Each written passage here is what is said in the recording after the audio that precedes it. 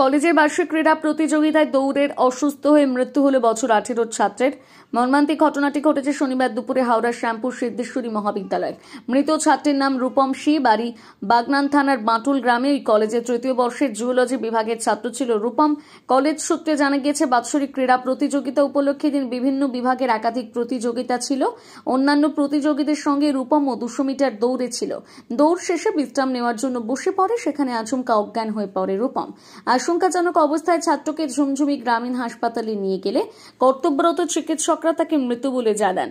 খবর পেয়ে শ্যামপুর থানার পুলিশ গিয়ে মৃতদেহটি ময়না তদন্তের জন্য উলুবেড়িয়ার শরৎচন্দ্র চট্টোপাধ্যায় মেডিকেল কলেজ ও হাসপাতালে পাঠায়। মর্মান্তিক ঘটনায় শোকের ছায়া নেমে এসেছে কলেজে। ছেলেকে হারিয়ে শোকাহত গোটা পরিবার। শুরু হয়েছে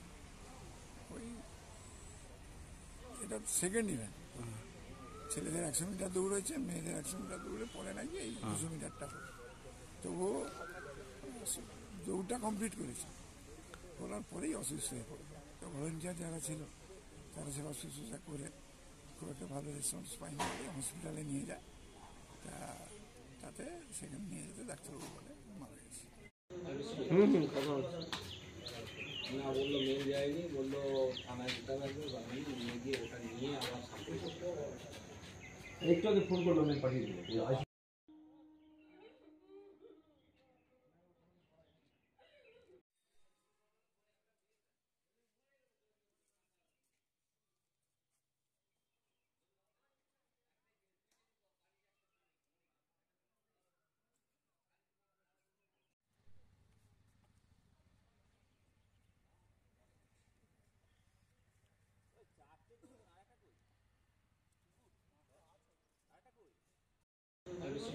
কথা হচ্ছে না, বললো মেয়ে যায়নি, বললো থানায় যেতে লাগবে বা নিয়ে গিয়ে ওটা নিয়ে আবার সামনে একটু আগে ফোন করলো, আমি পাঠিয়ে দিল।